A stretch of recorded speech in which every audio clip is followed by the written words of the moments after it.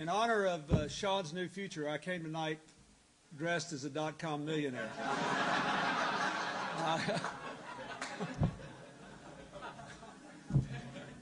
The truth is, I was at the Old Soldiers' Home today, declaring a national monument in the cottage that Abraham Lincoln and several of his successors used to spend the summers in. And I played golf with some of the guys in their 70s who beat me like a drum. And I had to come back and do a briefing for the Middle East peace process. So this is the best I could do for you, and I'm sorry. But I have a few things I'd like to say. First of all, I'm delighted that, Sean, that your parents are here. And I'm glad Randy's here. I wish Jesus could be here, but he's at camp. That's what I'm staging for the principals in the Middle East peace process. And I think if I can get them into Bermuda shorts, T-shirts, beanies, sing songs around the campfire, who knows what could happen. But I want to say just two things about Sean, seriously. First of all, John was too modest because he had this job. But no one can imagine who has not ever worked in the White House how important the staff secretary's job is. It sort of sounds like, well, you don't know what it means, right? Somebody carries around the staff. Somebody that takes phone calls for people you never heard of. I mean, what does it mean? The staff secretary is the person who has to manage the massive paper flow of the White House and who is personally responsible for making sure that all the decisions that I have to make get made in a timely fashion. And he was absolutely masterful. Among other things, if you're busy like me and you actually like to make decisions and you want to know what's going on, you more or less double or triple the volume of stuff that the staff secretary has to deal with. So I think it's probably true that no person who ever had this job in any White House before me had to handle the volume and diversity of things that all my staff secretaries, and especially Sean because of what we've been dealing with since he's had this job, have had to do.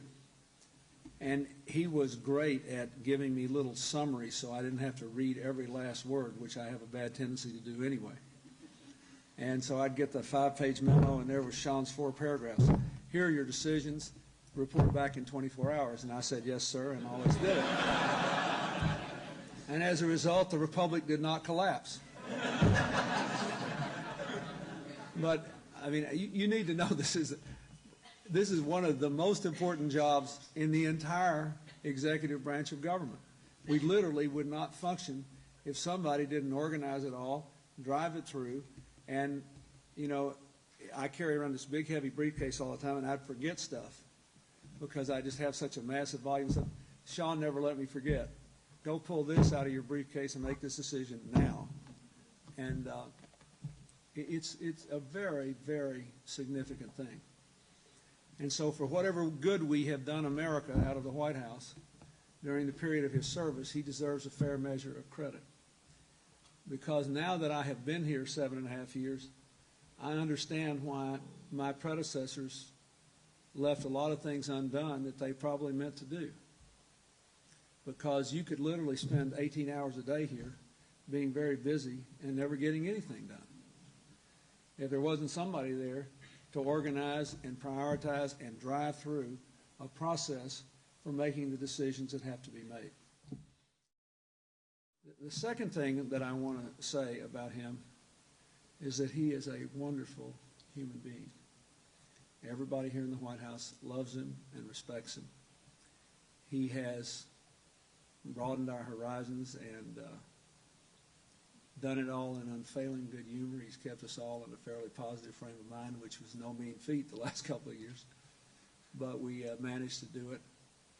And one of the reasons that I have been able to enjoy some success as president is that I have been blessed to be served by people who loved our country very much and who didn't care who got the credit and didn't spend all the time that apparently a lot of people in previous White Houses spent worried about who was sitting where, who got recognized when, and who had very sharp elbows.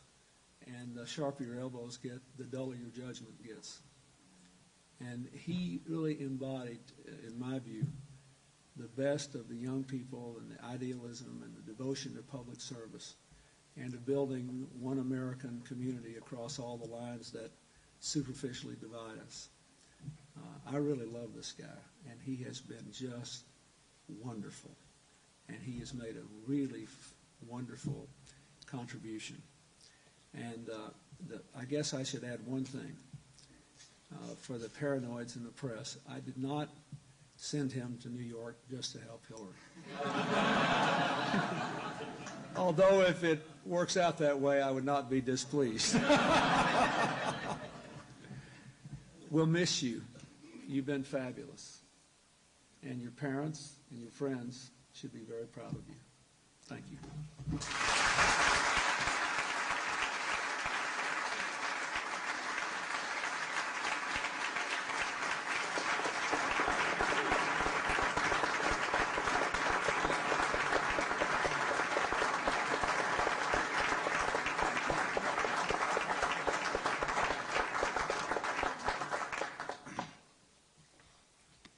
Thank you very much. I don't know what to say after that. My dad likes to say the difference between a tribute and a funeral is that with a tribute, at least there's one person in the room who believes it, you know.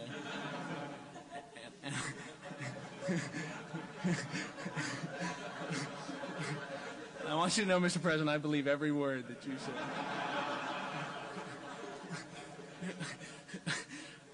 Thank you, Mr. President. Thank you, John. Thanks to all of our friends from New York, from everywhere who came here.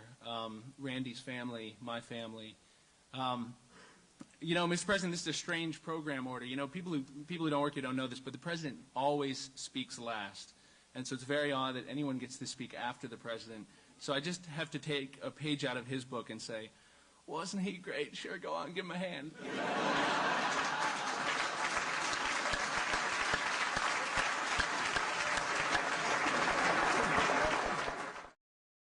Seriously, I just want to thank a few people. Mr. President, obviously I have to start with you and the First Lady. Today I get to say, sir, what everyone who works for you feels, and that is that it's an honor to be a small part, very small part of what you've tried to do and what you've done to make this country a better place. And I also get to say something else, which some of the people in this room can understand better than others, and that is, sir, to thank you and the First Lady for having the vision and the guts to insist on bringing lots of different kinds of people into your administration. You know, this is President Clinton has the first administration in American history that is truly, completely reflective of the country's diversity. And that's a big deal. Way to go, sir. And finally, I got to thank my mom and dad, who are here today, and who celebrated their 51st wedding anniversary just a couple of weeks ago, which is a big deal. And I just got to wonder, sure.